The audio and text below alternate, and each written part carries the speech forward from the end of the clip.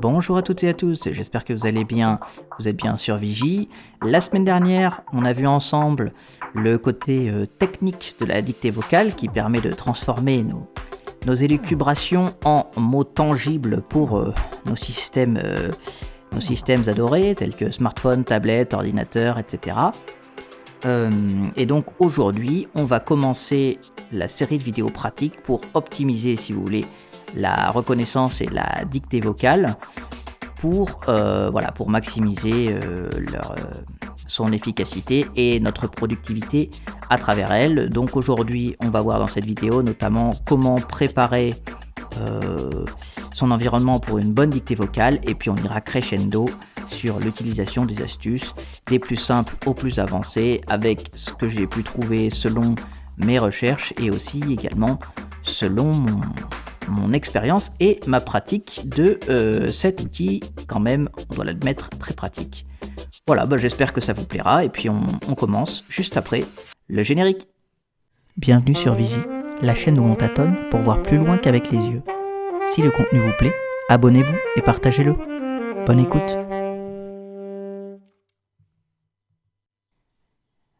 La première chose que je voulais vous dire, c'est que donc on a vu dans la dernière vidéo que c'était un enchaînement d'algorithmes linguistiques, acoustiques, qui retranscrivent nos paroles en mots, et que malheureusement, vis-à-vis de ces petites choses-là, nous ne sommes pas tous égaux, puisqu'il y a certaines personnes qui ont des voix aiguës, graves, fluettes, rauques, etc. Déjà dans un premier temps. On a également des personnes qui possèdent un trouble de la parole, le bégaiement visible, invisible par exemple.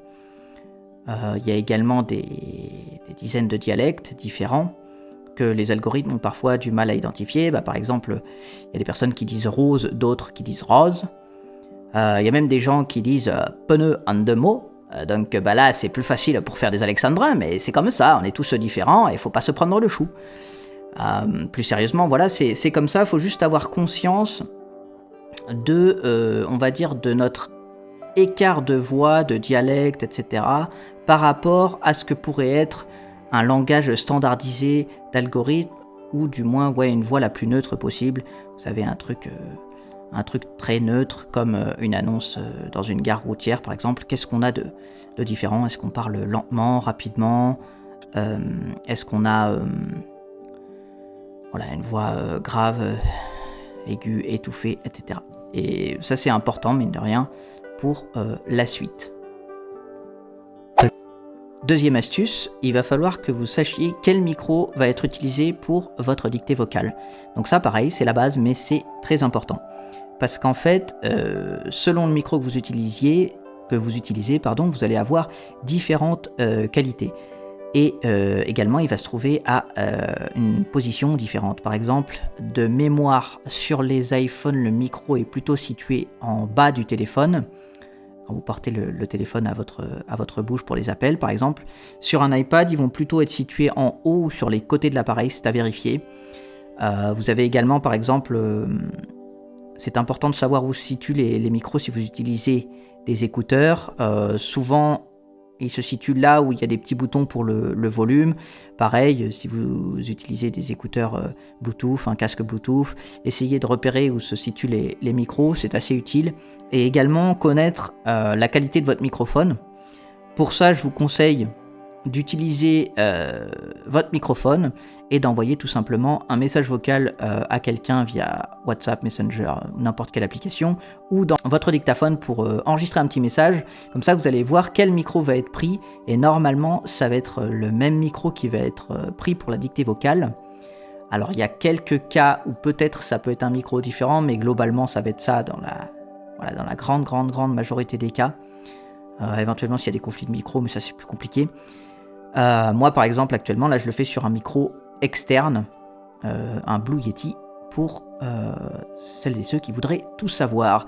Mais voilà, c'est assez important, puisque chaque micro peut déjà tout d'abord être défectueux, et il possède aussi des positions différentes. Donc vérifiez bien quel micro vous utilisez, parce que ça va grandement jouer sur la qualité de votre dictée vocale. La troisième astuce, elle est assez simple toujours. Une fois que vous avez conscience de quel micro va être utilisé pour la dictée vocale, tout simplement vous effectuez les réglages rapides de votre micro. Par exemple, la distance par rapport à celui-ci. Sur un téléphone, moins de 30 cm de votre bouche, c'est pas mal. Donc vous évitez de parler trop loin de votre micro, ou au contraire trop proche de ce dernier. Si vous avez un petit creux, vous prenez un petit gâteau dans votre garde-manger. Bref, voilà, vous estimez à peu près la distance correcte pour avoir un bon débit. Pareil, vous pouvez faire un petit enregistrement pour voir ce qui est le plus optimal. Deux petites choses encore sur les micros. Sur les micros externes, pensez bien à vérifier ce qu'on pourrait appeler le gain. Donc c'est l'amplification de votre voix avant qu'elle ne passe dans le traitement logiciel. Certains micros, comme celui que je possède actuellement, permettent de l'augmenter. Voilà, ça c'est juste un petit truc à vérifier. Et pour les personnes qui utiliseraient des écouteurs Bluetooth et des casques Bluetooth, c'est mieux de charger votre appareil avant d'utiliser la dictée vocale parce qu'une batterie, notamment une batterie, on va dire très faible, pourrait amoindrir les performances de votre appareil. Alors, du microphone directement, c'est pas sûr, quoique c'est possible vu qu'il sera moins alimenté, et également de la transmission Bluetooth qui pourrait être un peu moins bonne. Donc déjà qu'il y a énormément de données qui sont transmises par le Bluetooth, puis ensuite à votre appareil, parfois qu'il est transmis par Internet, il faut éviter de multiplier les pertes, donc pensez bien à charger vos appareils si vous voulez maximiser la clarté de votre voix. Astuce numéro 4. Maintenant, on s'intéresse à l'environnement. Bon, c'est assez classique, mais privilégiez un environnement plutôt calme. On évite de faire une dictée vocale à côté de quelqu'un qui démarre en mobilette, qui passe la tondeuse ou dans un cockpit d'avion, pour pas que ça donne quelque chose du style Oui, est-ce que tu m'entends bien, le lecteur? Est-ce que c'est bon, je peux continuer la dictée, là? Pareil, les algorithmes sont faits pour décoder des voix humaines, donc il faut essayer de faire en sorte d'éteindre tout ce qui est télé ou radio, parce que ça va être un gros parasitage, si vous voulez, de votre voix, parce que c'est des fréquences humaines qui vont avoir tendance à pas mal intéresser l'algorithme de détection de la voix. Donc voilà. Après, si vous êtes dans un lieu bruyant, l'algorithme peut tolérer un léger bruit de fond, mais évitez quand même de parler un maximum en même temps. Voilà, si vous êtes dans une gare ou quoi, privilégiez le fait d'utiliser la dictée vocale entre deux annonces. Hein. Voilà, vous attendez que Simone ait fini de parler. Après, ce qu'il faut savoir, et ça c'est un truc sur lequel je me suis un petit peu penché parce que j'ai les lunettes Meta, sur lesquelles je vais essayer de vous faire une petite série de vidéos sous peu. Et donc il y a par exemple les lunettes Meta, ou je crois que c'est aussi le cas pour les AirPods d'Apple, des micros qui font plus ou moins de l'isolation de voix. Par exemple, les lunettes Meta, elles le font en partie pour éviter que les gens les appellent à notre place, puisque en gros on peut les déclencher avec la voix. Donc si tout le monde commence à déclencher les lunettes Meta des autres, ça poserait de gros problèmes, mais du coup ça a un impact sur la dictée vocale, si vous voulez. Donc ça peut être assez intéressant. Pareil, il y a certains micros qui sont spécialisés a priori pour la dictée vocale. Après, je vais pas vous mentir, j'en ai jamais testé. Donc voilà, c'est juste quelque chose une petite précision en plus, quitte à parler de l'environnement. Voilà, autant parler de certains micros qui peuvent isoler les voix. Astuce numéro 5, veillez à garder à jour vos appareils, que ce soit donc PC, tablette, smartphone. Par exemple, il y a eu une mise à jour qui a pas mal amélioré la dictée vocale dans iOS 16, donc sur l'écosystème de Apple, qui a permis de rendre la dictée vocale, on va dire, plus précise et plus rapide. Avant, c'était beaucoup effectué sur des serveurs internet, et de plus en plus, la dictée vocale passe directement par l'appareil, c'est-à-dire en local.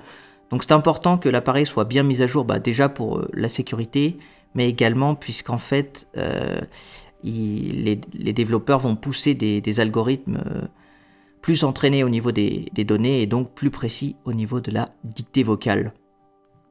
Et pour cette 6e astuce, on se rend dans les réglages. Donc là, je suis sur les réglages de l'iPad.